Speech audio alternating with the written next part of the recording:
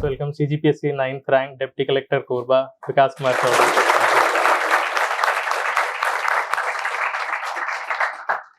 आपको आज इन सब के डाउट्स क्लियर करने हैं एक एक करके। जो मोस्ट प्रोबेबल डाउट्स हैं आप लोग पूछते ही जाइएगा, इनको भी बहुत सारी चीज़ें पता है। सबसे बड़ा डाउट अभी यहाँ पर ये है कि कब होने वाला पेपर। आई होप यही होगा आप लोगों के सबके मन में।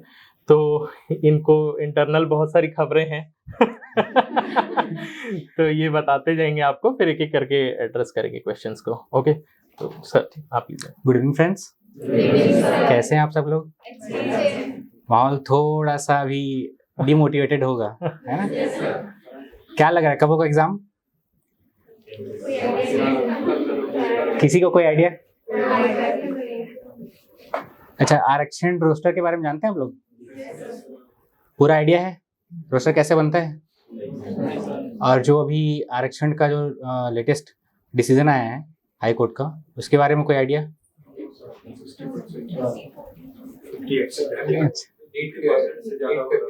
हाँ, 50% से ज़्यादा है। इस कारण से ये जो पिटीशन थी वो 2012 से लगी हुई थी, तो उसका जो फाइनल डिसीजन अभी आया है, तो उस हिसाब से अभी आरक्षण जो रोस्टर पहले से बना हुआ था 58%, तो वो रोस्टर अब चेंज हो जाएगा, है ना? और क्योंकि अभी गवर्नमेंट ने कोई फिक्स नहीं किया है रिजर्वेशन फिर से, है ना, कितना होना चाहिए, कितना होगा, और 50% अगर होगा तो किसको कितना मिलेगा ये भी फिक्स नहीं हुआ है, इसलिए रोस्टर फिक्स नहीं हुआ है। तो पहले आरक्षण रिजर्वेशन फिक्स होगा, फिर रोस्टर फिक्स होगा, फिर जो जितने डिपार्टमेंट्स हैं उनके जो भी प्रपोजल्स हैं, कितने पोस्ट खाली हैं और उसके हिसाब से किस कैटेगरी में वो पोस्ट जाएगी, वो सब पहले फिक्स होगा। उसके बाद ही फिर नोटिफिकेशन आ सकता है। तो ये मान के चलिए कि नोटिफिकेशन में लेट हो सकता है, ठीक है, पर कोशिश यही रहेगी पीएससी की कि एग्ज़ाम जल्दी से जल्दी हो। तो ये भी हो सकता है कि नोटिफिकेशन लेट से आए, ठीक है, बट एग्ज़ाम जल्दी हो जाए। इसलिए अगर नोटिफिकेशन का वेट कर रहे हैं पढ़ने के लिए तो वो ना करें, है ना? ये मान के चलिए कि फेब में एग्ज़ाम है और उसके हिसाब से ही पढ़ाई करते रहिए, ठीक है। तो इस पर ज़्यादा नहीं बोलना चाहूँगा कि ये हाई कोर्ट का डिसीजन है, उसके बाद गवर्नमेंट का ये डिसीजन होगा कि किसको कितना मिलेगा रिजर्वेशन, और उसके बाद ही। लेकिन जब तक ये फिक्स नहीं होता तब तक मुश्किल है कि एग्ज़ाम होगा, ठीक है। पर ये है कि पहले से प्रिपेयर रहो, मतलब हाँ, आप लोगों को पहले से प्रिपेयर रहना पड़ेगा, क्योंकि कई ऐसी अफवाहें फैलती रहती हैं हमेशा। मुझे जो बाकी लोगों से भी पता है, हर साल का रहता है कि साल डिले हो जाएगा, ये हो जाएगा, वो हो जाएगा करके। पर आप लोगों को be better ready with everything. पर बेसिक यही है कि रिजर्वेशन जब तक फिक्स नहीं होता तब तक एग्ज़ाम नहीं हो सकता, है ना? और आप लोग जान रहे हैं आपके सामने एक एग्ज़ाम हुआ है, उसका रिजल्ट जिस दिन आना था उसी दिन सस्पेंड हो गया, है ना? तो जब ये हो सकता है तो नए एग्ज़ाम में तो डिले हो ही सकता है ना? तो आप लोग न्यूज़ पे थोड़ा सा, है ना, फोकस रखिए कि कहाँ रिजर्वेशन फिक्स हो रहा है, नहीं हो रहा है। अभी शायद सुप्रीम कोर्ट में चल रहा है, सुप्रीम कोर्ट का डिसीजन आने में भी टाइम है और हो सकता है जल्दी आ जाए, क्योंकि ये इम्पोर्टेंट मुद्दा है ना? तो इस पे यही रखे कि अगर रिजर्वेशन फिक्स हुआ तब जल्दी से नोटिफिकेशन आएगा, ठीक है। और गवर्नमेंट यही कोशिश में लगी होगी, हम लोग को नहीं लग रहा है, पर उधर तो चल रहा होगा कुछ ना कुछ, ठीक है। तो आप लोग पढ़ाई जारी रखिए, ठीक है। आज के डिस्कशन का थोड़ा ऐसा फॉर्मेट रखेंगे कि एक थोड़ा स्टूडियस टाइप का क्वेश्चन, सीरियस क्वेश्चन, और एक थोड़ा मस्ती वाला क्वेश्चन। मतलब ऐसे क्वेश्चन जो आप लोग पूछना चाहते हैं पर ऐसे पूछ नहीं पाते, है ना? तो ऐसे ही लोग हाथ उठाना। तो बताइए कौन है पहले? आप पूछ लीजिए क्वेश्चन। जैसे अभी तो पता नहीं चल रहा है कि प्री कब होने वाला है, तो क्या हम लोग अभी मतलब प्री पे फोकस करें कि मेंस, क्योंकि दोनों के बीच का जो ड्यूरेशन है नोटिफिकेशन आने के बाद वो तो मतलब बढ़ेगा, उतना ही टाइम रहेगा। तो क्या अभी भी हम लोग को प्री पे फोकस करना चाहिए कि मेंस एक बार फिर से मतलब रिवीजन वगैरह डालना चाहिए? हाँ, मैं एक बार क्वेश्चन रिपीट कर देता हूँ। ये है कि कब होने वाला प्री पता नहीं है, तो प्री पे फोकस करें कि मेंस पे फोकस करें, बताओ। देखिए, मैं जैसे बोला था कि नोटिफिकेशन आने के बाद हो सकता है आपको कम टाइम मिले, है ना? अभी जैसे नोटिफिकेशन आता था 26 नवंबर, उसके बाद फरवरी में एग्ज़ाम होता है, तो 2 महीने तो मिलते ही थे। हो सकता है कि नोटिफिकेशन जनवरी में आए और फरवरी में एग्ज़ाम हो, या मार्च में एग्ज़ाम हो, तो हो सकता है आपको कम टाइम मिले। जैसे इस 2021 के मेंस के लिए बहुत कम टाइम मिला था, है ना? तो उस समय आप हड़बड़ा सकते हैं थोड़ा सा, है ना, प्रेशर आ सकता है आप पे। तो उसके हिसाब से आप पहले से ही प्री का थोड़ा सा फोकस करके पढ़ाई करते रहिए, है ना? और क्योंकि लेट में हो सकता है नोटिफिकेशन आए, और इस बार एग्ज़ाम को लेके इतना हलचल है, हो सकता है एग्ज़ाम टफ भी हो, है ना, कंपटीशन बहुत है, तो आपको प्री पे फोकस करके पढ़ाई करना चाहिए। और क्योंकि अभी नोटिफिकेशन नहीं आया है, तो ये भी डाउट है कि आएगा नहीं आएगा, कब तक आएगा, हो सकता है 6 महीने बाद आए, है ना। तो आपको ये भी लेके चलना है कि आपको कुछ टाइम जो है 3 आवर्स to 4 आवर्स ऐसे मेंस को लेके भी चलना है, ठीक है। तो मेंस, वैसे भी मेंस में जो सिलेबस है वो प्री में काम आता ही है, फैक्ट्स तो आपके काम आएंगे ही। तो जो सब्जेक्ट आपके मेंस में है, प्री में भी हैं, उनको लेके चलिए साथ में, ठीक है। और ऑब्जेक्टिव क्वेश्चंस करिए, ठीक है। और मेंस के क्वेश्चंस भी 1-2 करते रहिए राइटिंग, तो आप दोनों को लेके चल सकते हैं। फोकस प्री पे रखिए, 60-40 कर लीजिए अपने टाइम को, ठीक है। तो वो कर सकते हैं आप, क्योंकि दोनों में आपको ऐसे ही डिसीजन लेने पड़ेंगे। जहाँ सर्टेनिटी नहीं है वहाँ अनसर्टेन डिसीजन ही थोड़ा सा काम आता है, ठीक है। सर बहुत खतरनाक है, मतलब मैं एक्चुअली में बोलूँगा ये खतरनाक है। क्यों कह रहा हूँ, इन्होंने कहा कि कम से कम 300-400 प्रीलिम्स के टेस्ट दिलाए थे। समझ रहे हैं क्यों खतरनाक है ये? ऐसे ही नहीं 9th रैंक आता है, 300-400। तो कहीं पर भी अगर किसी का सिलेक्शन नहीं होता है ना, तो वो सिर्फ आपकी गलती है कि आपने उतना नहीं किया। 300-400 कर लो, उसके बाद आके बोल लेना सर को बोलना ना कि सर क्यों नहीं हुआ करके, ठीक है। तो उतना पर मेहनत करने के लिए होना चाहिए आपके अंदर, जो जिगर होता है ना वैसा, ठीक है। एक थोड़ा डिफरेंट टाइप का क्वेश्चन कौन पूछेगा? डिफरेंट मतलब अतरंगी, मतलब ऐसा जो आप पूछ नहीं सकते। हाँ बताइए। पूछना था कि जैसे हम लोग पढ़ते रहते हैं, हम लोग को फ्लो टूट जाता है, तो फ्लो टूटने के बाद सर करते क्या थे? जैसे हम लोग का फ्लो टूट जाता है, फिर पढ़ने के कुछ दिन, 1-2 दिन फिर हो जाता है डिस्ट्रैक्ट, तो सर क्या करते थे ऐसे में? मतलब इनका ये क्वेश्चन है कि आप जब लीजर टाइम पे क्या करते थे, डिस्ट्रैक्ट होने के बाद क्या करते थे? कंटिन्यूस जो पढ़ते हैं ना, तो उसमें ब्रेक जो लेते हैं उसमें क्या करते थे? जो फ्लो टूटता है तो कुछ और चीज़ों में फ्लो बनता है, ठीक है। अब हमारा पढ़ाई का फ्लो टूटा तो कहीं ना कहीं तो फ्लो बनेगा, है ना। तो सबसे पहले उस फ्लो को तोड़ना है, ठीक है।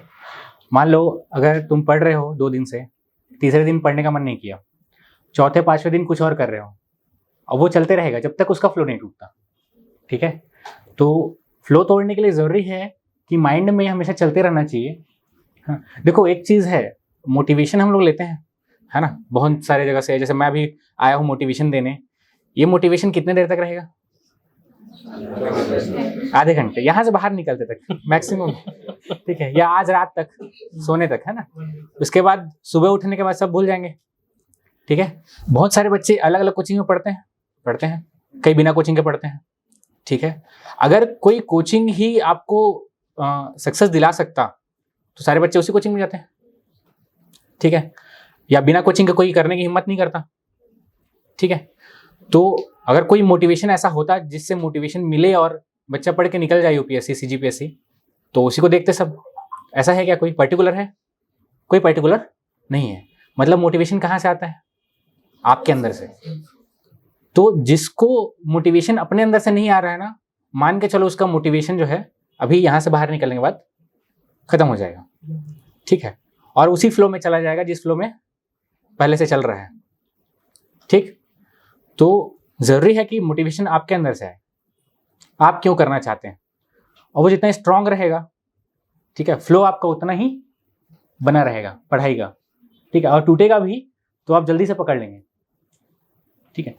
आपको जैसे जो दूसरा फ्लो है, मान लो आपको घूमने का मन करता है, ठीक है। जब पढ़ाई का फ्लो टूटता है ना, घूमने का मन करता है, तो घूमते रहिए, ठीक है। तीसरे दिन आपको लगेगा कि बस हो गया और नहीं घूमना है, ठीक है, तो आ जाएंगे वापस, ठीक। तो मेरा रहता था जैसे 1 वीक या 2 वीक में ऐसा एक दिन आता था, उसको बोलते हैं चीट डे, है ना।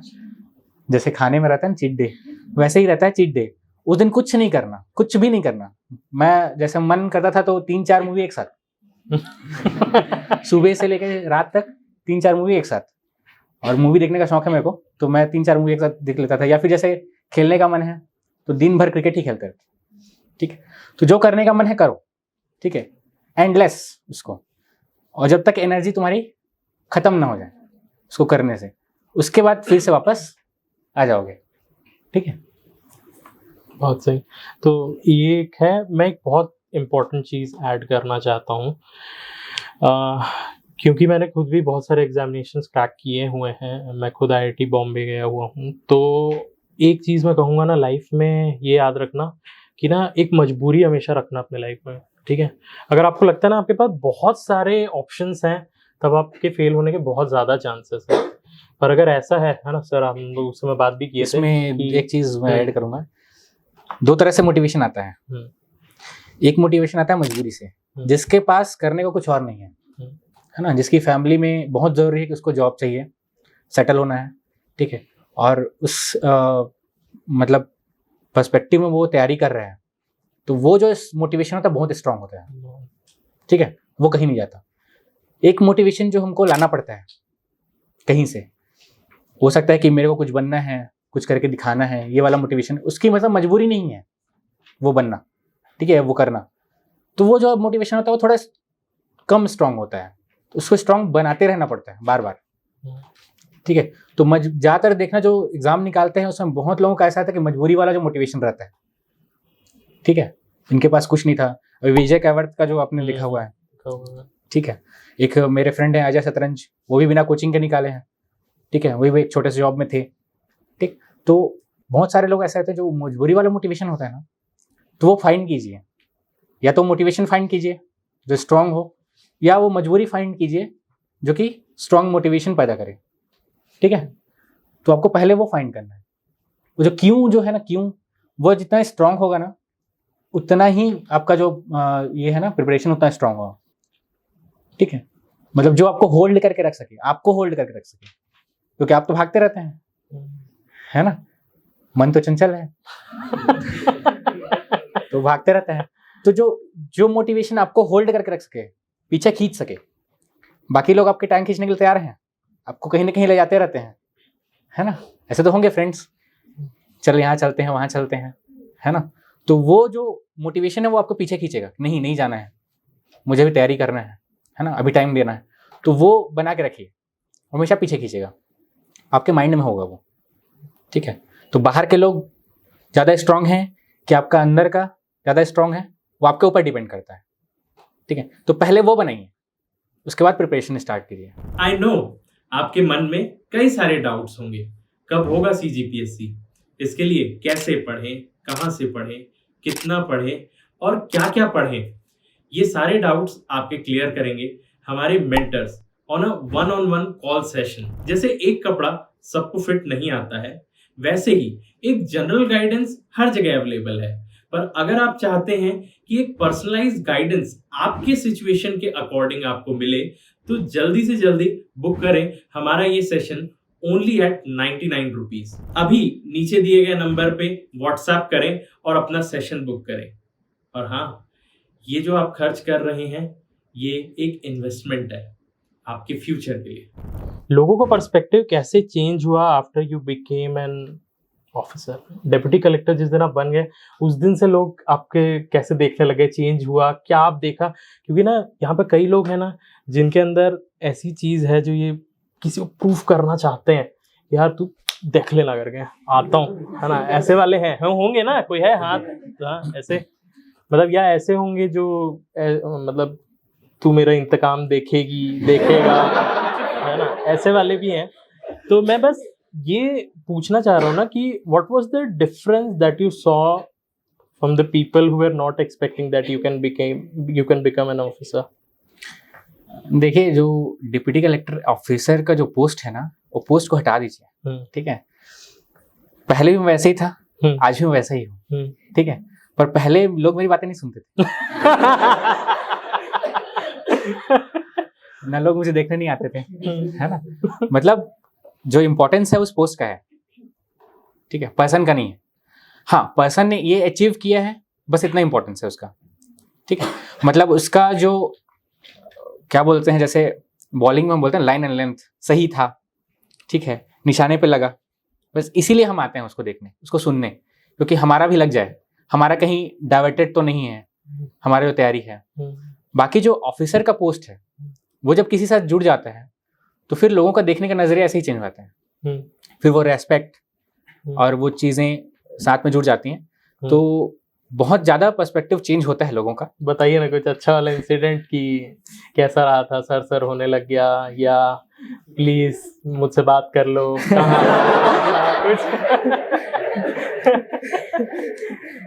ऐसा कुछ मतलब ऐसा ये थोड़ा सा ऐसे फन ऐसा पार्ट मेरे भी साथ ही रखना नहीं, चाहता हूँ। ऐसा मेरे साथ ही नहीं, सबके साथ होता है। जितने भी ऑफिसर्स हैं, हम लोग हम्म, ट्रेनिंग सेंटर में हैं, 30 लोग हैं, हम्म, तो एक के साथ नहीं, हम लोग ये बातें करते रहते हैं। तो सबके साथ ये होती हैं, हम्म, बिल्कुल होती हैं। और हम लोग के बीच में ये सब मजाक चलते ही रहता है कि किसको क्या हो रहा है, किसको क्या बातें आ रही हैं।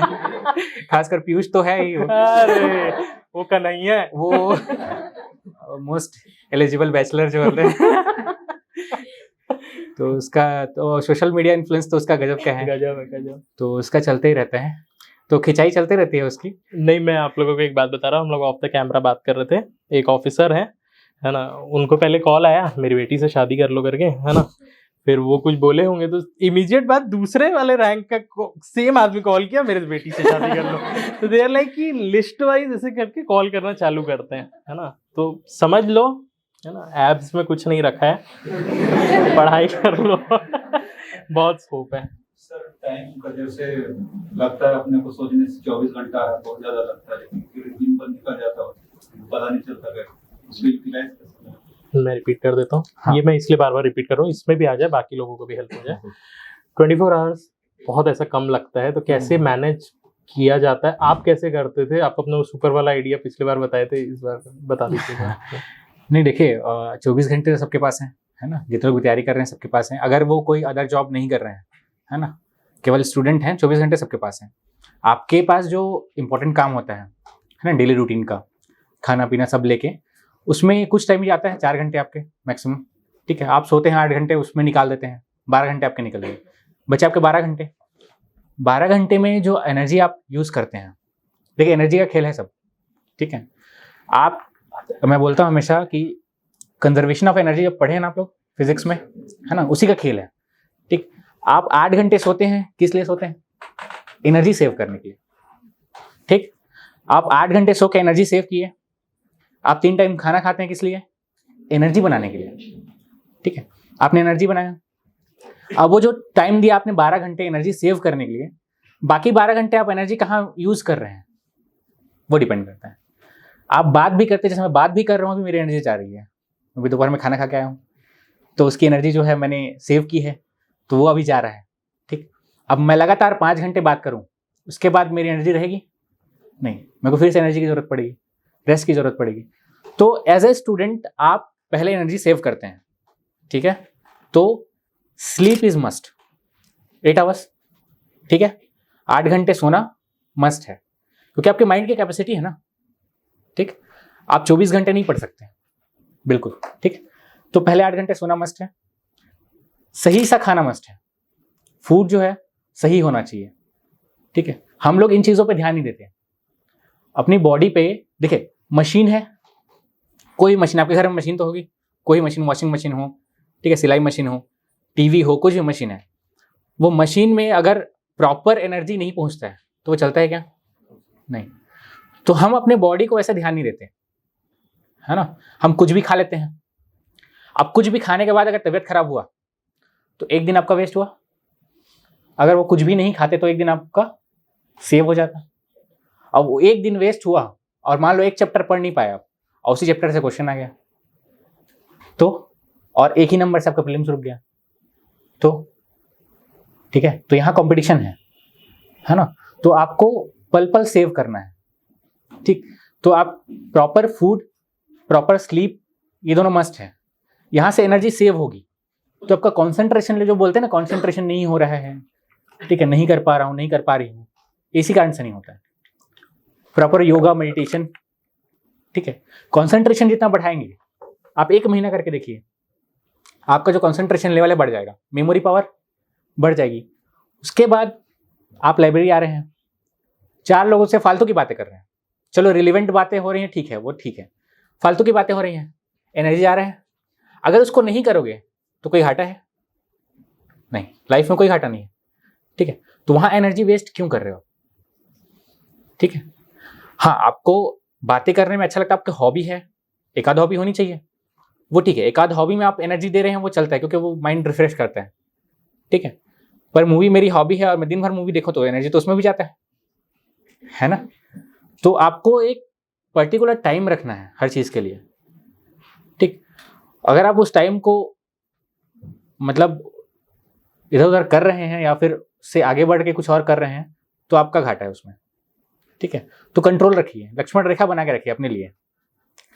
आपका माइंड आपके कंट्रोल में नहीं रहेगा तो आप अपने माइंड के कंट्रोल में रहेंगे, और आप अपने माइंड के कंट्रोल में रहेंगे तो कहीं भागेगा इधर उधर, ठीक है। तो आप कोशिश करिए कि अपने माइंड को कंट्रोल में करिए, ठीक। और जो 12 घंटे हैं उसमें से आप कितना पढ़ सकते हैं, आपकी कैपेसिटी है।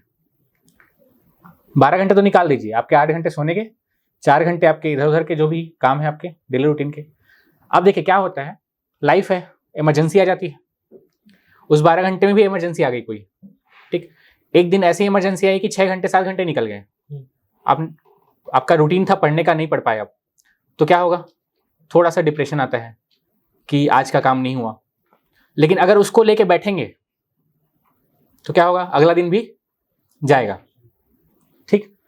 तो ये सोचिए कि लाइफ है, होता रहता है, एकदम इमरजेंसी है। अब इमरजेंसी आपके लिए क्या है वो आप डिफाइन करेंगे, है ना। दोस्त कॉल कर रहे हैं, चल देखने जाते हैं मूवी देखने, वो इमरजेंसी है आपके लिए तो फिर आप जानिए उसको, है ना। और नहीं है इमरजेंसी तो फिर मना करना आपको आना चाहिए, ठीक। लाइफ में बहुत सारी चीजें हैं, अब तो लाइफ इतना फास्ट हो गया है कि बहुत सारी चीजें जिसमें आप इन्वॉल्व हो सकते हैं, ठीक है। हर 2 दिन में त्योहार आता है, ठीक, इन्वॉल्व हो सकते हैं, डांस करिए, गरबा करिए, ठीक है। लेकिन आपको उससे कोई फायदा नहीं हो रहा है लाइफ में, तो आपकी हॉबी है डांस करना, वो अलग बात है, तो सिर्फ डांस में जाइए। तो आप डांस में भी जा रहे हैं, सिंगिंग में भी जा रहे हैं, मूवी देखने भी जा रहे हैं, खेलने भी जा रहे हैं, मस्ती करने भी जा रहे हैं, सब जगह आप जाएंगे तो आपकी एनर्जी कहाँ बच रही है। फिर आप कंप्लेन करते हैं कि एनर्जी नहीं बच रही, पढ़ने में कंसंट्रेशन नहीं हो रहा है। तो कोई एक चीज डिफाइन करिए ना, हॉबी आपकी 1 या 2 उससे ज्यादा नहीं होनी चाहिए। तो इन्वॉल्वमेंट कम करिए, तो पहले क्रॉस करिए कि इस चीज में मेरे को इन्वॉल्व नहीं होना, ठीक। जैसे मूवी देखना किसी को उतना पसंद नहीं है तो कोई फोर्स भी करे तो क्रॉस कर दो, हल्का फुल्का जो आता है मन में कि चले जाएं सो क्रॉस कर दो। प्रीलिम्स का भी ये स्ट्रेटजी है कि जो क्वेश्चन बिल्कुल नहीं आता उसको क्रॉस करते चलो, दोबारा उस क्वेश्चन में आके एनर्जी वेस्ट नहीं करना होता है, ठीक है। तो आपके 100 क्वेश्चन आते हैं, उसमें 20 क्वेश्चन ऐसे रहते हैं जिसको क्रॉस करके निकलना रहता है, ठीक है। टाइम को लेके इशू और कोई समझ में आ गया। वो जो 12 घंटे आप कैसे यूज करेंगे उस पर, अब देखिए लगातार 12 घंटे यूज नहीं कर सकते, ठीक है। तो उसको भी सेगमेंट में तोड़िए, ठीक। जैसे मैं पढ़ रहा हूँ, पढ़ते पढ़ते थ्योरी पढ़ रहा हूँ मैं, 1 घंटे 1.5 घंटे हो गए तो मेरे को मन नहीं कर रहा है पढ़ने का, थ्योरी पढ़ने का मन नहीं कर रहा है, तो मैं फटाक से ऑब्जेक्टिव क्वेश्चन उठाया, बनाने लगा। अब मेरे को ऑब्जेक्टिव बनाते 1.5 घंटे हो गया, अब मन नहीं कर रहा है कुछ और, तो मैं क्या करता था, मैं फिर नोट्स बनाने लगता था, सिनॉप्सिस बनाने लगता था, ठीक। वो बनाते 1 घंटे हो गए, अब कुछ और मन कर रहा है कुछ और पढ़ने का, तो दोस्त के पास चला गया, उसको बोला कि चलो पूछो यहाँ से, तो इंटरेक्शन हो गया वो। तो करना आपको पढ़ाई है, पढ़ाई से रिलेटेड ही कुछ चीज़ें इनोवेटिव करिए, है ना। आप लोग ऑफिसर बनेंगे, वहाँ जाके कुछ इनोवेटिव आपको करना ही है, तो आप पढ़ाई को क्रिएटिव या इनोवेटिव क्यों नहीं बना सकते, बना सकते हैं, ठीक है। तो जितना इनोवेटिव आप बनाएंगे पढ़ाई को उतना मजा आएगा पढ़ने में, ठीक है। और मेमोरी पावर जो है ना उतनी बढ़ेगी आपकी, क्योंकि इंटरेस्ट के साथ हम लोग करते हैं वो चीज़ें अलग होती हैं, और बिना इंटरेस्ट के करते हैं वो चीज़ें अलग होती हैं। तो इंटरेस्ट के साथ करिए, थोड़ा इंटरेस्ट डेवलप करिए उसमें, ठीक है। शॉर्ट नोट्स बनाइए, चिट नोट्स बनाइए, चिपकाइए दीवार पे, ठीक है। जब चिट नोट्स बना रहे हैं उस समय पे आप क्या कर रहे हैं, पढ़ाई ही कर रहे हैं, ठीक है। उसको क्या मानिए, पढ़ाई ही मानिए, क्योंकि पढ़ाई से रिलेटेड ही काम आप लोग कर रहे हैं। सिनॉप्सिस बना रहे हैं तभी पढ़ाई ही कर रहे हैं, ठीक। तो 12 घंटे को सेगमेंट में तोड़ के करिए, ठीक है। और जो और सर ने कहा था कि मतलब इनका स्टाइल था कि कभी बैठ के पढ़ लिए, कभी घूमते हुए पढ़ लिए, वो क्या बताए थे, छत पे रख देते थे, 4 घंटे खड़े होकर पढ़ लिए, 4 घंटे खड़े होके पढ़ लिए, मतलब एक जगह पे ऐसे रख दो, एक राउंड घूमो, पढ़ो थोड़ा सा, रिमेम्बर करो, वापस आओ, फिर इधर जाओ, फिर ऐसा घूमते हुए पढ़ो, उड़ते हुए पढ़ो, लेटते हुए पढ़ो, कैसे भी पढ़ो, पढ़ना जरूरी है। मैं एक अपने खुद के एक्सपीरियंस से एक बहुत इंपॉर्टेंट चीज़ बता रहा हूँ, ठीक है। प्रैक्टिस करो ना बोलना, बहुत हेल्प करेगा लाइफ में, बहुत ज़्यादा हेल्प करेगा। इफ़ यू आर समवन जो ना नहीं बोल पाता है, तो आप वो रह जाओगे जिसको सब ना बोलेंगे। बहुत बड़ी चीज़ है। मेरे को अभी भी मैं एज अ पर्सन मैं खुद भी बताना चाहता हूँ, मैं कॉलेज में बहुत ज़्यादा बदमाश था, बहुत ज़्यादा, मतलब दिन भर घूमते फिरते रहना, इधर उधर करते रहना। मैं बैंड में सिंगर था, तो वो माइक वाइक उठा के कहो ना प्यार है करके चालू हो जाता था कहीं भी, है ना। तो ये सब करते करते निकल तो गए वो 4 साल, पर ना आज भी जब मैं उस समय देखता हूँ ना, तो ऐसा लगता है यार नहीं करना चाहिए था। तो ना बोलना सीखो, अपने लाइफ में लेके आओ, और वो आपको पक्का अच्छी जगह बनाएगा। और जिन लोगों को आप ना बोल रहे हो, वो उस समय भले आपसे गुस्सा हो जाएंगे, पर जिस दिन आप बन जाओगे ना, उस दिन तू भाई है मेरा। बिल्कुल सही। तू भाई है मेरा, मतलब भाई भूल तो नहीं गया, है ना। सब सही है। सब वापस आ जाते हैं यार, सब मैं पूरा बता रहा हूँ। तो ना बोलना सीखो। अगर पता है कि ये गलत है, ये नहीं करना है, तो बोलना सीखो, ठीक है। एनर्जी कंजर्वेशन का खेल है, ठीक है। एनर्जी का खेल है, जितना एनर्जी आप सेव करेंगे उतना ही आपका कंसंट्रेशन और मेमोरी पावर बढ़ेगा, और वो आपका पढ़ाई देखना, उसके बाद जो रिजल्ट मिलेगा आपको। दूसरा चीज़, एक चीज़ और बोलना चाहूँगा, अपना रियलिटी चेक करिए हमेशा। आप पढ़े, एक दिन पढ़े, उसका फ़ायदा क्या हुआ? आप क्वेश्चन सॉल्व कर पा रहे हैं, नहीं कर पा रहे हैं। आप जैसे एक दिन राइटिंग प्रैक्टिस किए, दूसरे दिन उसको इम्प्रूव हुआ कि नहीं? आपकी स्पेलिंग इम्प्रूव हुई, राइटिंग इम्प्रूव हुआ, कुछ तो चेंज दिखना चाहिए ना आपको। जब तक पॉजिटिव चेंज नहीं दिखेगा, आपको मोटिवेशन नहीं आएगा। तो रियलिटी चेक हमेशा करना चाहिए।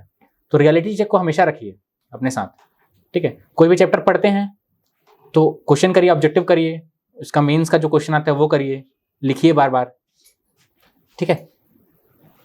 और कोई अच्छा क्वेश्चन बताइए। हाँ, वो जैसे कर रहे हैं उसको लेना का बोलना। आंसर राइटिंग होते हैं, पर जब लिखने की बारी आती है तो हम अनयूजुअल चीजों को भी लिख देते हैं। तो ऐसा आंसर राइटिंग कैसे करें कि अगर मुझे 2 मार्क्स मिल रहे हैं तो मेरे अपोनेंट को 1.5 मिले,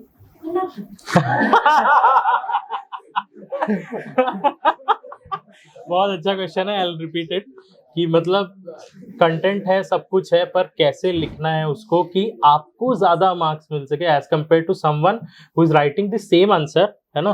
कंपैरेटिवली हाँ। अगर मेरे आंसर से कंपेयर किया जाए तो उसके मार्क्स हाफ कट जाए। क्या हर पन्ने में 500 रुपए डालने हैं? बताइए। अगर आपके पास है तो डाल सकते हैं।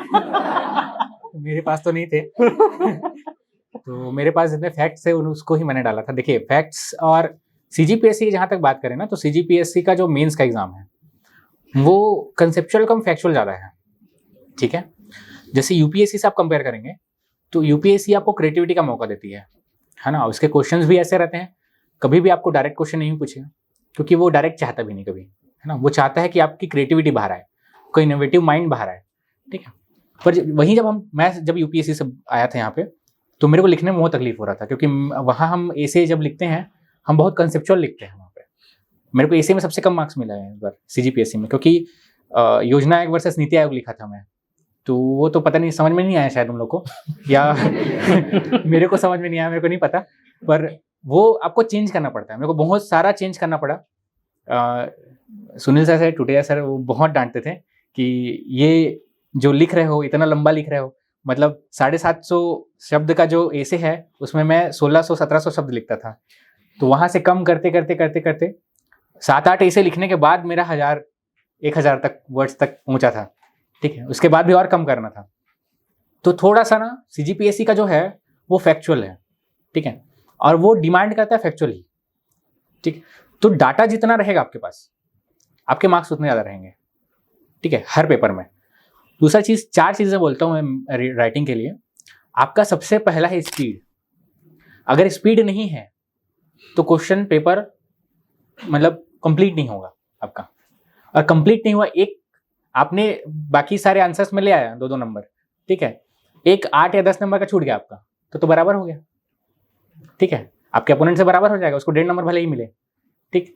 तो आपको कंप्लीट करना है पहले, स्पीड, ठीक है, देन कंटेंट, ठीक। अब स्पीड तो है, मतलब आप लिख लेंगे, ठीक, पूरा पेपर आप सॉल्व कर लेंगे स्पीड में, पर आपके पास कंटेंट होना चाहिए। जो क्वेश्चन पूछा है उसका as it is answer. Vikas Divyakirti sir का एक वो था उसमें कि what is best answer, best answer क्या है? तो बेस्ट आंसर वही है जो उस क्वेश्चन का आंसर है एक्चुअली, ठीक है। आपको अकबर के 9 रत्न पूछा है, आप लिख कुछ और रहे हो, ठीक। 9 रत्नों के नाम लिखो, छोड़ दो, वो बेस्ट आंसर है, ठीक। अब उसमें बेस्ट क्या हो सकता है? आपको 9 का पूछा है तो आप 10वां तो नहीं ला दोगे, है ना। और 9 में अगर 8 हुए किसी के तो वहां मार्क्स कटेगा। तो आपको 9 के 9 लिखने हैं, बस इतना ही करना है आपको। एक्स्ट्रा ऑर्डिनरी करने के चांसेस सीजीपीएससी में नहीं है, ठीक है। यूपीएससी में आपको वो क्रिएटिविटी का मौका मिलता है कि आप बहुत अच्छा लिख दें और आपके अपोनेंट को आपसे कम मिल जाए। और मान लो यहाँ पे ये गेस करते हैं कि उसने भी 9 लिखा है, आपने भी 9 लिखा है और लिखना 9 ही था, तो फिर कैसे कहें कि आपको 2 मिलेंगे उसको 1.5 मिलेंगे? नहीं कह सकते। तो आप कोशिश करिए कि आप पूरा लिखें जो डिमांड है क्वेश्चन की, है ना। उसके लिए आपके इतने सारे सब्जेक्ट हैं, कंप्लीट याद होना भी जरूरी है आपको, ठीक है। तो जो फैक्ट, जो उस क्वेश्चन का आंसर है वही आंसर आप लिखें, ठीक है। तो पहला speed, then content, then presentation आपका, ठीक है। अब मान लो 15 नंबर का क्वेश्चन है, 10 नंबर का क्वेश्चन है, तो आपको पूछा है कोई भी क्वेश्चन, जैसे कोई क्वेश्चन लेते हैं कि छत्तीसगढ़ में जनजातीय नृत्यों के नाम लिखिए, ठीक। तो आपको 10 नंबर में पूछा है, तो आपको स्पीड में आप लिख लेंगे, ठीक है। कंटेंट भी आपके पास है, सारा डांस आपको याद है जनजाति का, ठीक। लेकिन कौन सा डांस पहले लिखना है, कौन सा लास्ट में लिखना है, यह होता है प्रेजेंटेशन, ठीक है। कोई विशेषता पूछा है 2 नंबर में, 4 विशेषताएं आपको लिखनी है, ठीक है। तो कौन सा पहले लिखना है और कौन सा लास्ट में लिखना है, क्रम क्या होगा, ये होता है प्रेजेंटेशन, ठीक है। आपको फैक्चुअल क्वेश्चन पूछा है कि कंसेप्चुअल पूछा है, तो आप पैराग्राफ वाइज लिखेंगे कि आप पॉइंट वाइज लिखेंगे, ये होता है प्रेजेंटेशन। तो आपका 3rd नंबर में आएगा प्रेजेंटेशन, क्योंकि कंटेंट ही नहीं रहेगा तो प्रेजेंटेशन क्या है ना। तो कंटेंट दूसरे नंबर में, तीसरे में प्रेजेंटेशन, लास्ट में राइटिंग, क्योंकि उस स्पीड, कंटेंट और प्रेजेंटेशन के साथ भी अगर आप राइटिंग मेंटेन कर पाते हैं तब राइटिंग, और नहीं कर पाते हैं तब तो पहले लिख लीजिए, ठीक है। लिखना इंपॉर्टेंट है। तो ये 4 चीजें, और उसका भी ये क्रम रहेगा, ठीक है। पहला speed, content, presentation, then writing.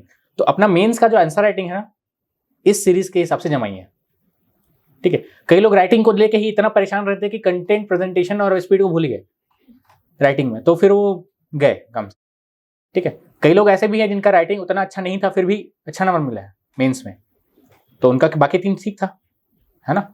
तो राइटिंग को लास्ट में रखिए, बाकी 3।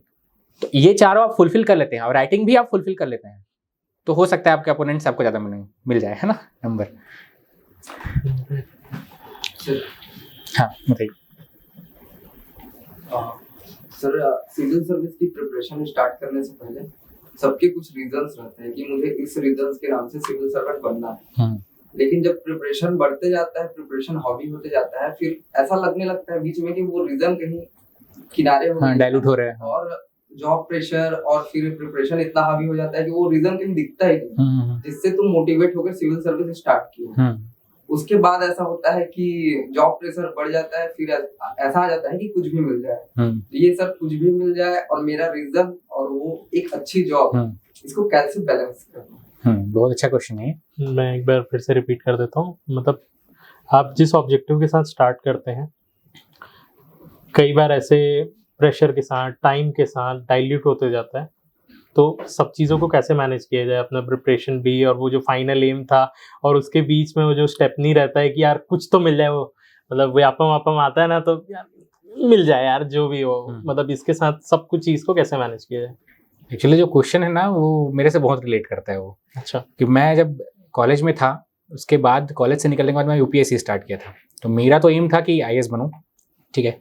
तो उसी एम को लेके मैं स्टार्ट किया था। पर ऐसा होता है कि लाइफ में जो हम लोग लक की बात करते हैं, व्हाट इज लक, लक क्या है? तो ये इस ब्रह्मांड में जितने भी लिविंग थिंग्स हैं, इवन नॉन लिविंग थिंग्स हैं, वो जो भी एक्ट करता है ना, कोई भी थोड़ा सा भी एक्शन करते हैं ना, उस एक्शन का इफेक्ट हम पे होता है। बटरफ्लाई इफेक्ट जो है ना, जिसको बोलते हैं वाइब्रेशन, जिसको बोलते हैं।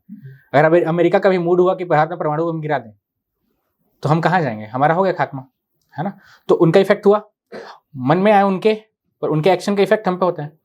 अब इस चीज़ में हमारा कंट्रोल है क्या? नहीं। तो हमारा जो डेस्टिनी है, हमारा जो भाग्य है, हम बनाते हैं 90%, है ना। 10% ऐसा रहता है जो हमारे हाथ में नहीं है, वही लक है। इसको बैड लक बोल देते हैं, गुड लक। कभी गुड लक भी हो जाता है, हमारे बिना चाहे कुछ अच्छा चीज़ मिल जाता है, तो गुड लक होता है। तो लक वही है जो हमारे कंट्रोल में नहीं है, ठीक। तो जब हम प्रिपरेशन स्टार्ट करते हैं तो बहुत सारे फैक्टर्स हैं। जैसे अभी अगर 2 साल नोटिफिकेशन ना आए तो उसमें आपकी गलती है क्या? नहीं, ठीक। अब आपने तो बोला है घर में कि मैं 1 साल में जॉब लेके आ रहा हूँ, लेकिन 2 साल नोटिफिकेशन ही नहीं आया, तो उसमें आपकी गलती है? नहीं है ना। तो उस फेज के लिए तैयार रहना जरूरी है, ठीक। मैं जब यूपीएससी स्टार्ट किया था, मैं 2 साल दिल्ली में था।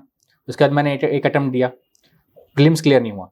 उसके बाद घर में कुछ प्रॉब्लम्स थी तो मैं घर आ गया। घर में 1 साल में प्रिपरेशन किया, मैं 19 का अटेम्प्ट दिया तो 2 मार्क्स से प्रीलिम्स रह गया। उसके बाद ऐसा लगा कि अब 3 साल उसमें निकल गए हैं, तो अब क्या किया जाए। थोड़ा सा वो भी लगता है कि इसी में चला जाए, या फिर जॉब प्रेशर आने लगता है जो बोले, है ना। तो फिर मैंने रियलाइज़ किया कि सीजीपीएससी पे एक बार देना चाहिए, ठीक है। 19 का सीजीपीएससी जो मैंने दिया था, 2 महीने पढ़ने के बाद ही दिया था मैंने प्रीलिम्स। तो उसमें भी कुछ मॉडिफाई हुआ, क्वेश्चंस मॉडिफाई तो होते रहते हैं यहाँ पे, है ना, आंसर चेंज होता रहता है, तो उसमें प्रीलिम्स रह गया। तो उसके बाद मैं फिर यूपीएससी की तरफ चल गया था। 4 महीने मैंने फिर यूपीएससी पढ़ना स्टार्ट कर दिया था। उसके बाद ये हुआ कि ये 26 नवंबर को नोटिफिकेशन आया, तो मैंने देखा कि हाँ डिप्टी कलेक्टर पोस्ट है 30, तो एक बार और कोशिश किया जाए, ठीक है।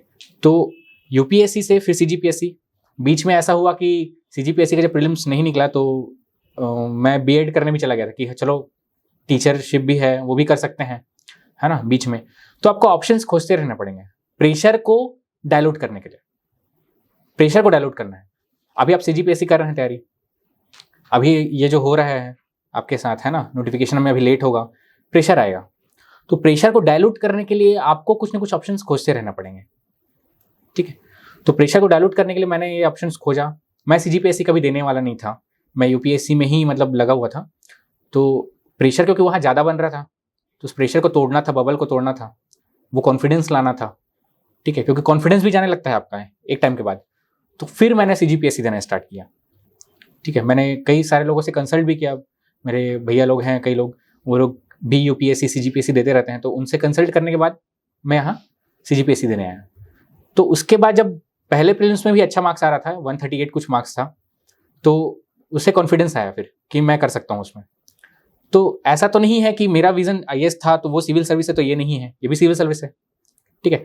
तो इसके बाद अगर जब आप छोटे भी पोस्ट में जाते हैं, देखो कोई बात काम जो है छोटा बड़ा तो होता नहीं है। अगर एक प्यून भी अपना काम करना छोड़ दे, ठीक है, कलेक्ट्रेट में, तो कलेक्ट्रेट का सारा काम रुक जाएगा, ठीक है, कलेक्टर भी काम नहीं कर पाएगा। तो काम कोई छोटा बड़ा नहीं है, पर आपको जब प्रेशर आने लगता है तो आपकी हॉबी क्या है और आप क्या करियर अपना सकते हैं, ठीक है। बीच में बबल को तोड़ने के लिए कुछ दिनों के लिए कुछ करियर अपना सकते हैं, ये चीज़ आपको खोजना पड़ेगा खुद से, ठीक है। सबके लिए अलग अलग होता है। जैसे मैं अगर नहीं बनता तो मैं टीचर बनता, मेरे को अच्छा लगता है पढ़ाना, ठीक है। तो ये आपको खोजना पड़ेगा खुद से, ठीक है। पर वो प्रेशर आएगा, और हो सकता है वो प्रेशर आपकी वजह से है कि आपने अच्छा मेहनत नहीं किया और आपका प्रीलिम्स नहीं निकला। हो सकता है वो प्रेशर किसी और की वजह से है, जैसे एग्जाम ही नहीं आया 2 साल तक, तो उसमें आपकी गलती तो नहीं है। आपको कुछ ना कुछ तो करना पड़ेगा प्रेशर डायलूट करने के लिए, तो आपको कुछ ना कुछ खोज के ऑप्शंस रखने पड़ेंगे, ठीक है। पर अगर आपके अंदर है ना तो उस चीज को छोड़िएगा मत। मैं अभी बता रहा हूँ, छोड़ना नहीं है। कल एक बिल्कुल सही। इंटरव्यू आने वाला है, मैं एक इंटरव्यू लिया, वो पहले शिक्षा कर्मी निकाले, ठीक है, फिर उसके बाद एडीओ निकाले, करते रहे, शादी हो गई है, बच्चे हो गए, फिर भी प्रिपेयर कर रहे हैं, मियाँ बीवी दोनों कर रहे हैं। मतलब वो बोलते हैं आज भी अलमारी खोलते हैं तो कपड़ा नहीं पुस्तकें गिरती हैं, है ना, ऐसे टाइप से करते रहे। अभी एक पोस्ट निकला पोस्ट ग्रेजुएट के बाद, असिस्टेंट रिसर्च ऑफिसर, बहुत कभी कभी निकलता है, डीसी ग्रेड का ही है वो, जैसा बता रहे थे। तो उनका उसमें हो गया। मतलब आप समझ रहे हैं कि आप अगर लगे हुए हैं निरंतर, कुछ ना कुछ अच्छा मिलेगा ही, ड्रॉप मत करना उसको, भले बाकी चीजों का थोड़ा सहारा ले लेना, पर करते रहना। जैसे सर बिहाइंड द सीन बता के रखे हैं कि हम अभी भी बनेंगे कलेक्टर। नहीं, हमारे बैच में भी ऐसे लोग हैं, कुछ मैम लोग हैं, वो लोग शादी के बाद भी प्रिपेयर किए हैं, कुछ के तो बच्चे भी हैं, तो वो उसके बाद भी उन्होंने अच्छा रैंक से निकाला है, तो वो होते रहता है। ठीक है, अगर आप में है लगन, वो क्षमता है, तो आप करते, आप मतलब आपको खुद में कॉन्फिडेंस होना चाहिए। ठीक है, आप अच्छा पढ़ लेते हैं, आप अच्छे स्टूडेंट रहे हैं पहले से, फिर भी आपका अगर आप में कॉन्फिडेंस नहीं है ना, तो कुछ भी नहीं है। ठीक है, तो कॉन्फिडेंस का ही खेल है आप। ठीक, क्रिकेट देखते हैं आप लोग? केएल राहुल में ज्यादा क्षमता है या सूर्य कुमार में? लड़ाई करवा दोगे आप। और कॉन्फिडेंस किस में ज्यादा है? तो चमक कौन रहा है? बात वही है।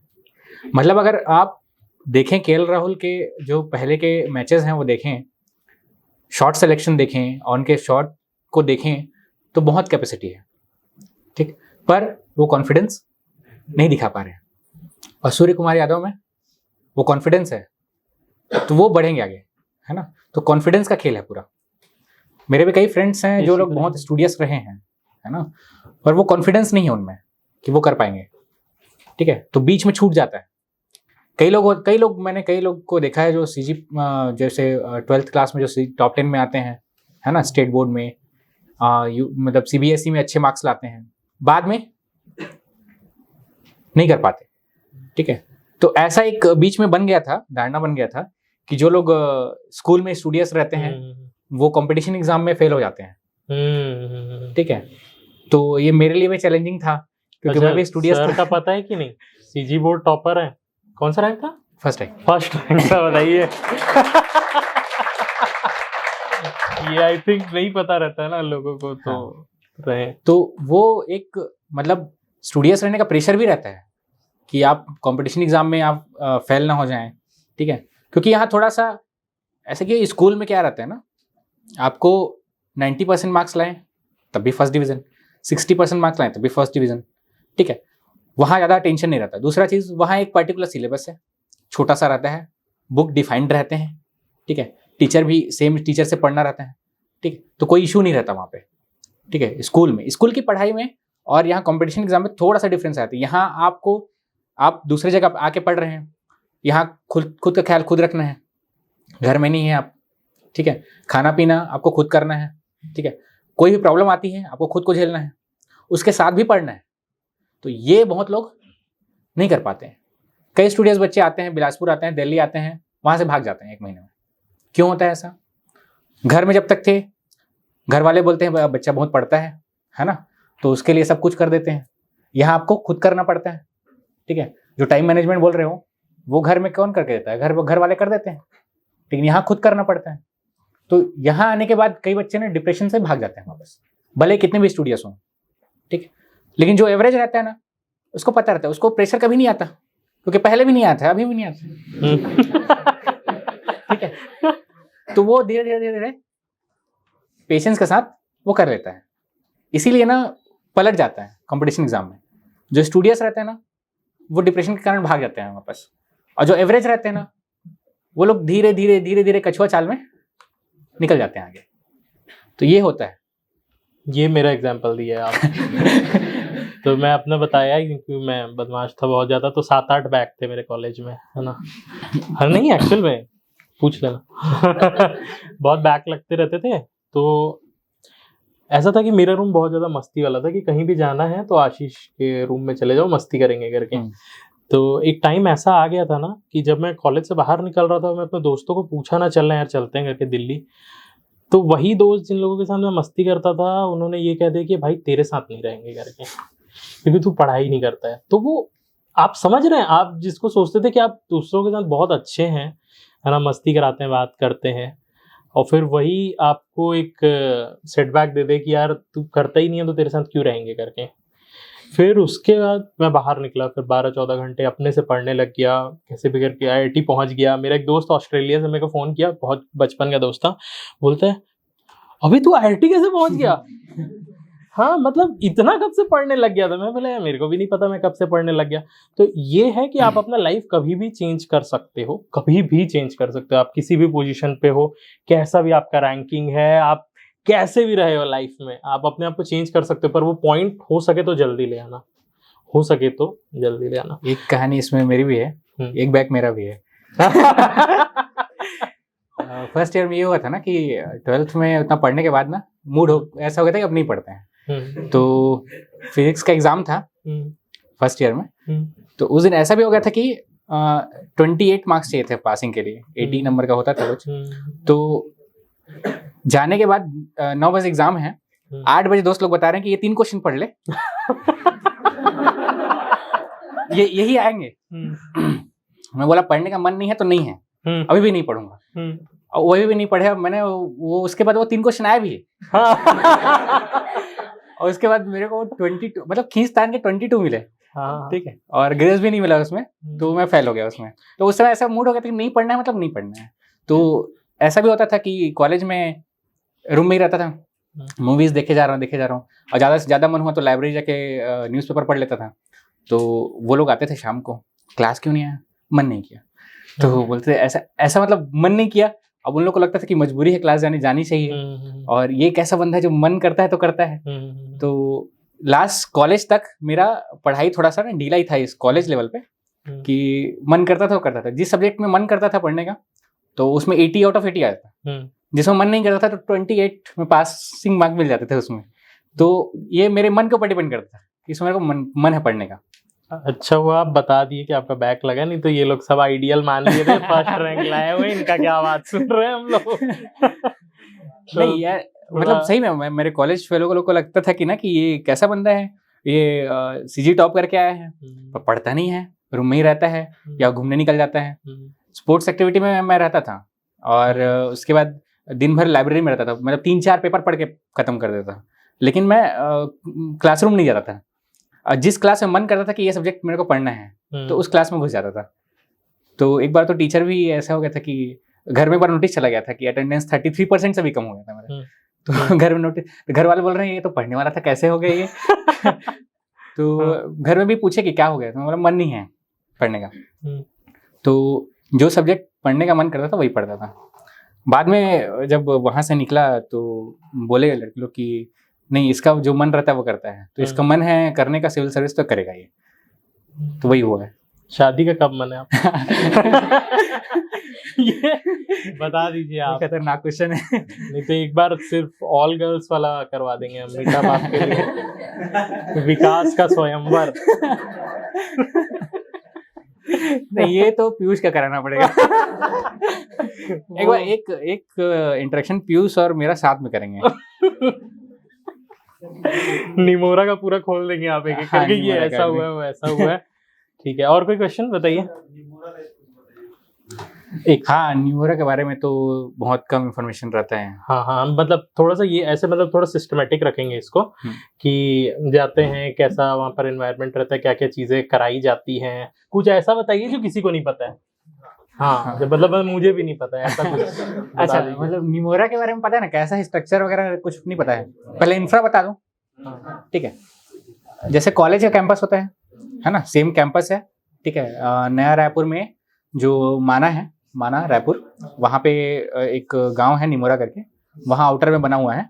तो पूरा कैंपस है, अंदर में एक बिल्डिंग है जो एडमिनिस्ट्रेटिव बिल्डिंग है, जहाँ पे क्लासेस होती हैं, बहुत बड़ी बिल्डिंग है वो। और उसके बाद 2 हॉस्टल हैं, एक ओल्ड हॉस्टल और एक न्यू हॉस्टल। तो हम लोग जब गए थे स्टार्टिंग में तो हमको न्यू हॉस्टल में रखा गया था। तो फाउंडेशन का था हम लोग का 40 दिन का कोर्स। तो फाउंडेशन में क्या होता है ना, अलग अलग जो रहते हैं ऑफिसर, जैसे नायब तहसीलदार हैं, सारे तो एक साथ कर देते हैं, जिनका भी अभी रिक्वायरमेंट है साथ में है और अवेलेबल है, साथ में हो जाता है। तो उसमें हम लोग जब गए तो एक पर्टिकुलर रूम मिलता है एक ऑफिसर को, ठीक है। और रूम विद सारी फैसिलिटीज़ रहती हैं उसमें, एसी वगैरह, और आपकी खाने की फैसिलिटीज़, सुबह नाश्ता मिलता है आपको 8 बजे 8:30 बजे आसपास, लंच और डिनर, ठीक है। खाने की कोई चिंता नहीं रहती क्योंकि बहुत सारे आइटम मिलते हैं, ठीक है। और खाना क्वालिटी भी अच्छा रहता है वहाँ पे, ऑफिसर लाइक रहता है। इसके बाद अंदर में हमारा बैडमिंटन कोर्ट भी है, स्पोर्ट्स फैसिलिटी वहाँ पे अभी एक इंडोर स्पोर्ट्स फैसिलिटी और बन रही है। अच्छा। तो उसमें स्क्वैश है, बैडमिंटन है, और अपना कैरम, चेस और टीटी वहाँ पे है, टेबल टेनिस। साथ में वहाँ पे फुटबॉल ग्राउंड है, वॉलीबॉल ग्राउंड है, क्रिकेट भी खेल सकते हैं आप लोग। तो हम लोग का जो वो रहता है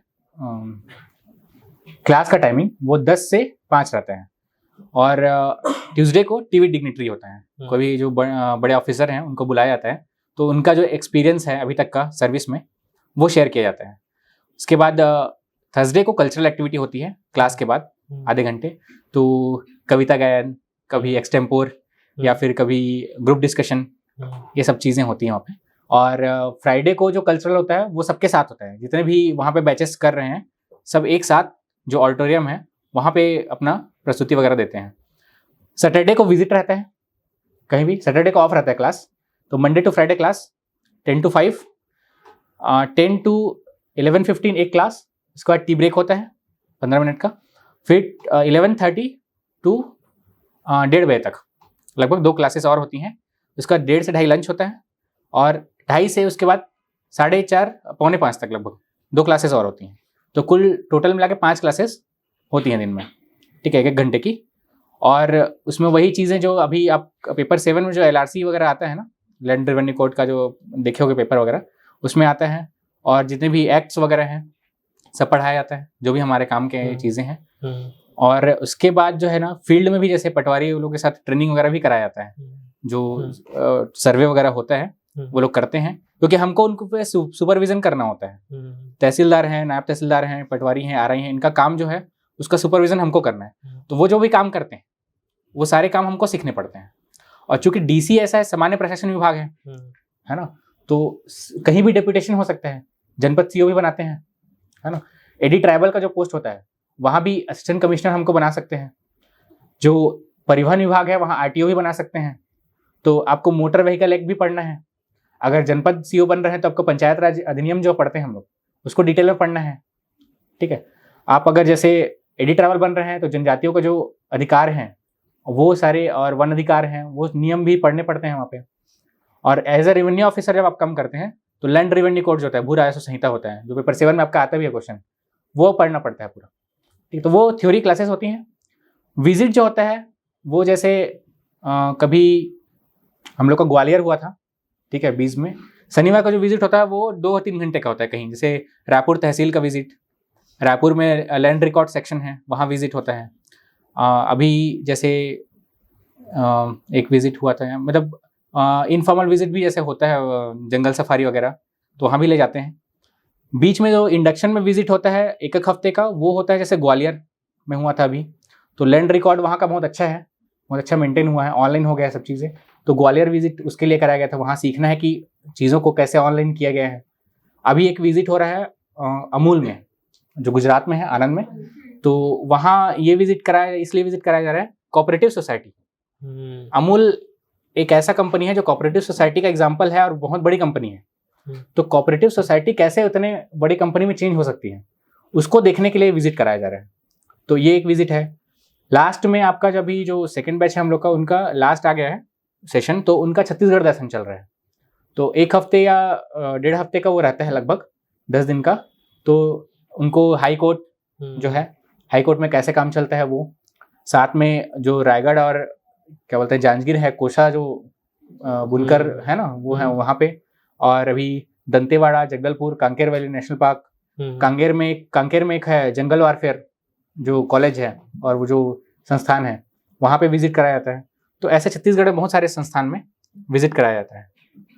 और इसके अलावा जो है वहाँ पे अभी बैडमिंटन टूर्नामेंट हुआ था, तो स्पोर्ट्स एक्टिविटी भी होती रहती है, टूर्नामेंट वगैरह कराते रहते हैं, तो वो भी चीज़ें चलती रहती है वहाँ पे। मतलब बहुत कुछ है। ये कहेंगे, मतलब रैप अप कर देते हैं, बाद में बहुत लास्ट में एक चीज़ और है कि जो सीनियर ऑफिसर्स हैं, जो अब ज्वाइंट कलेक्टर लेवल के हैं या फिर एडिशनल कलेक्टर लेवल के हैं या रिटायर्ड हैं IAS के, है ना, वो लोग आते हैं पढ़ाने के लिए आपको।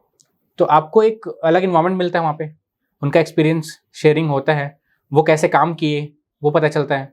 तो काम करने, हम लोग यहाँ जो एकदम ब्लैंक रहते हैं कि सिलेक्शन तो हो गया पर एकदम ब्लैंक है कि काम कैसे करेंगे, क्या हम लोग जो है जो DC सोचते रहते हैं ना, वो बहुत अलग होता है। वहाँ पे जाके बहुत अलग चीज़ें जानने को मिलती हैं। तो वो जो चीज़ें मिलती हैं वो सीनियर से जानने को मिलती हैं। तो वहाँ एक अपॉर्चुनिटी होता है कि सीनियर से थोड़ा सा तालमेल बैठाया जाए, है ना। बाद में क्या है, कुछ अगर काम कर रहे हैं हमको समझ में नहीं आ रहा है तो वो हेल्प करते हैं। तो एक अपॉर्चुनिटी भी होती है निमोरा में ये सब चीज़ें। हाँ, जो चीज़ें रेस्ट्रिक्टेड हैं वो हैं कि वहाँ थोड़ा सा सुबह पीटी होता है, तो सुबह सुबह उठना ज़रूरी है, और उसके बाद 10 शार्प पे पहुँचना है वहाँ पे क्लास में। तो लेट होने पर फिर एक क्लास के लिए बाहर अच्छा भी हो सकते हैं, लॉन्च में बैठा दिया जाता है। और 2:30 बजे जैसे लंच के बाद क्लासेस हैं तो 2:30 बजे पहुँचना रहता है।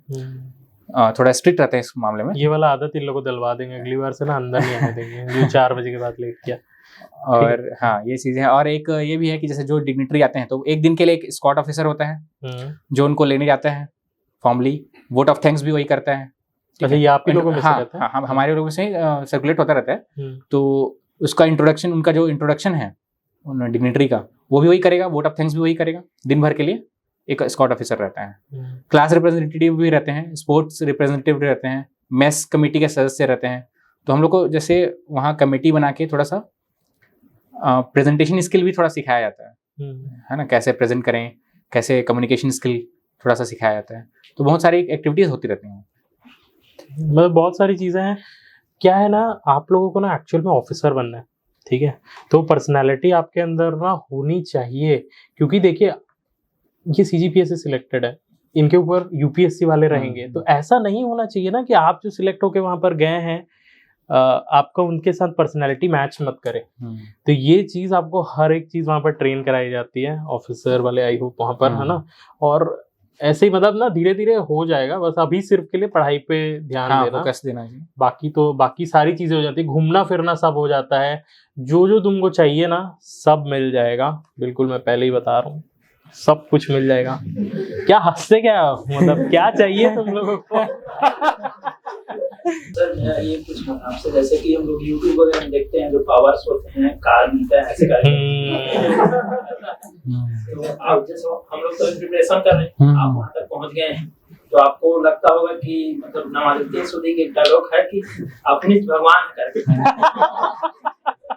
मतलब लगता है पर पहुँचने के बाद थोड़ा कुछ लगता होगा। अच्छा, रुकिए मैं रिपीट किए कैमरे के लिए कि मतलब क्या पर्क्स रहते हैं, गाड़ी घोड़ा क्या क्या मिलेगा, कितने ऑफिसर आजू बाजू दौड़ेंगे, और आपको ये लगता होगा कि नहीं कहीं कहीं मतलब एक अच्छी जगह पहुंच गए हैं। नहीं, देखिए अच्छी जगह इसलिए बोला जाता है क्योंकि मैं रियलिटी बताऊं देखो क्या है ना, अभी जो लोग ये सोच के तैयारी कर रहे हैं ना कि पावर पर्क्स, तो उनके लिए मतलब मैं रियलिटी नहीं बताना चाहता क्योंकि वो मोटिवेशन लेवल डाउन भी हो सकता है। नहीं मत बताइए और बढ़ा दीजिए। ठीक है, तो देखो वो जो है ना, अच्छी बात यह है वहाँ की कि आपको इतने बड़े पोस्ट पे काम करने का मौका मिलता है, कंट्रीब्यूशन जो आपका है, ठीक है, मतलब लोग इतने रिस्पेक्ट से देखते हैं। अभी कहीं भी जाओ तो लोग मतलब ये उम्मीद से देखते हैं कि ये हमारा काम करेगा, ठीक है, जो काम आज तक कोई नहीं कर पाया। तो जो काम कोई नहीं कर पाया और आप कर पाओगे तो आप भगवान ही हो उनके लिए, है ना? तो वो सोच के आप काम करिए, ठीक है। पावर पर्क्स जो है ना वो रियलिटी में मत जाइए अभी फिलहाल, तो जब मिलेगा आपको तब पता चल जाएगा आपको, ठीक है। पर अभी ध्यान दीजिए इस बात पे कि आप कंट्रीब्यूशन क्या कर सकते हैं। कंट्रीब्यूशन का जो आपका मोटिवेशन है ना वो बना के रखिए। देखिए हम लोग इस पोस्ट पे क्यों आना चाहते हैं? सोसाइटी में रेस्पेक्ट है, रेस्पेक्ट क्यों है ये आप जानिए। रेस्पेक्ट पर्क्स मिलते हैं इस कारण से नहीं है, रेस्पेक्ट पावर मिलता है इस कारण से नहीं है। रेस्पेक्ट इस कारण से है क्योंकि उस पोस्ट पे बैठे लोग कुछ इनोवेटिव करते हैं, कुछ क्रिएटिव करते हैं, उसके बाद जो है सोसाइटी में चेंजेस आते हैं, ठीक है। 1947 में जब भारत आज़ाद हुआ था और उसके बाद अभी तक आप देखिए, आप सोचिए, आप पढ़ते भी हैं जीएस में, कितना चेंजेस आए हैं। ये लाया कौन है? अगर वो चेंजेस नहीं आते, ठीक है, आज जो हम लोग एंजॉय कर पा रहे हैं लाइफ, वो हम कर पाते हैं? नहीं कर पाते, ठीक है। वो चेंजेस लाया कौन है? सिविल सर्वेंट, ठीक है। तो वो कंट्रीब्यूशन वही रेस्पेक्ट देता है आपको। सिविल सर्विस का रेस्पेक्ट उसके कंट्रीब्यूशन से ठीक है। पावर पक्ष तो साइड है ना, वो तो मिल जाता है अपने आप, है ना, सब्सिडरी है वो। पर जो कंट्रीब्यूशन आप देना चाहते हैं तो आप वो बना के रखिए, ठीक है। आपको रेस्पेक्ट के साथ साथ रिस्पॉन्सिबिलिटी जो मिलती है ना, मतलब कुछ किए बिना तो कुछ रेस्पेक्ट मिलेगा नहीं, तो जो रिस्पॉन्सिबिलिटी है उसको पकड़ के रखिए, ठीक है। पावर पक्ष जो है वो डिफर करता है। देखिए, किसी जिले में आपको जो इंफ्रा है ना, ऑफिस है, वो अलग मिलेगा। जो नए जिले बने हैं वहाँ इंफ्रा बहुत अच्छा बन गया है क्योंकि जॉइंट बिल्डिंग बन गई है। किसी जिले में जो इंफ्रा है वो जो पुराने जिले हैं वहाँ कमज़ोर हो गया है इंफ्रा, तो ऑफिसेस डिफर कर सकते हैं। ठीक है। कारें जो है किसी डिस्ट्रिक्ट में आपको नेक्सॉन मिलेगा, किसी में सुमो गोल्ड है अभी रखा हुआ, तो वो डिफर कर सकता है। ठीक है। तो पावर मतलब पक्ष जो है वो डिफर कर सकता है। ठीक है। पर वो रेस्पेक्ट, वो कंट्रीब्यूशन आप तब भी कर सकते हैं, रेस्पेक्ट डिफर नहीं करेगा कभी। ठीक है। एक डीसी दूसरे डीसी के बराबर है ना। भले एक को सुमो गोल्ड मिला है, एक को नेक्सॉन मिला हुआ है, पर दोनों बराबर हैं। ठीक है। क्योंकि दोनों का जो कंट्रीब्यूशन है वो बराबर हो सकता है। ठीक है। तो उस पर फोकस करिए आप लोग। मैं एक ना पर्सनल इसमें एक चीज़ बताता हूँ। ठीक है। आप जो चीज़ सोचते हैं ना, इसके लिए ना आज एक आपका पर्सपेक्टिव बदलेगा। देखिए, अभी आप ये सोचते हैं कि मतलब कैसे आपको रिस्पेक्ट मिलता है। जैसे देखिए, समझ आपसे में से बीच में से कोई मेंस निकाल लेता है, उसका आप लोगों के बीच में इमेज इंक्रीज हो जाता है ना, अरे यार इसने तो निकाला है करके, है ना। पर वही चीज जिसने पूरा एग्जाम क्लियर कर लिया वो नहीं देखेगा उसमें, ठीक है यार क्या ही करना है करके। जब आप इधर सिलेक्ट हो जाते हो ना, आप लोगों के लिए बहुत बहुत बड़ी बात हो जाती है ना। पर आप समझिए जो इनके बराबर के, अरे यार ठीक तो है, नॉर्मल सा है। हाँ। अब आप और सोचो, जो लोग यूपीएससी निकाल के रखे हुए हैं, है ना, वो लोग फिर इसको देखते हैं, ठीक तो है, क्या हो गया, हम तो यूपीएससी निकाल, ये एक्चुअल में है, ये हम लोग बात नहीं करते। क्योंकि मैं कई आईएएस ऑफिसर्स का भी इंटरव्यू लेता हूँ, वो लोग ना मतलब प्रॉपरली रेस्पेक्ट नहीं करते इस चीज का कि ना यार ये नहीं है करके, वो अपने आप को ज्यादा दिखाते हैं। जब आप आईएएस भी बन जाओगे ना, तो जो नेता रहते हैं वो लोग फिर नहीं करेंगे उसका। तो ये ना लेवल है, लेवल ऑफ रेस्पेक्ट, एक लेवल है ना। अब जो मोदी जी हैं वो तो किसी को भी कर देंगे, कौन है बाहर बैठ करके, है ना। तो ये धीरे धीरे लेवल आपका इंक्रीज होते जाएगा, है ना। जैसे जैसे आप नॉलेज एक्वायर करेंगे, एग्जाम्स क्रैक करेंगे, और आप अपना जो चीजें दिखाते हो ना कि मैं बड़ा हूँ, वो उन्हीं लोग को दिखा सकते हैं जो आपसे नीचे हैं। बिल्कुल। ये समझने की कोशिश करना। एक आपके पास बुक है पर्टिकुलर, ठीक है, आप नोट्स कैसे बनाते हैं? बुक का हम सिनॉप्सिस बनाते हैं नोट्स में। ठीक, आपके पास लक्ष्मीकांत जैसे बुक है, ठीक है, आप उसमें से नोट्स बनाएंगे, अगर प्री के लिए बना रहे हैं तो ये घातक हो सकता है। आपका जो नंबर है वो आपके कंटेंट पे मिलता है, फॉर्मेट पे उतना ज्यादा ध्यान नहीं देते। फॉर्मेट इसलिए रहता है कि आपका निबंध बिगड़े मत, भटकाव ना हो। तो आप अपना स्ट्रेंथ खुद पहचानिए कि मेरा पैराग्राफ राइटिंग में ज्यादा अच्छा रहता है कि पॉइंट वाइज में ज्यादा अच्छा रहता है। कंटेंट आपका जैसा रहेगा, नंबर आपको उस हिसाब से मिलेगा।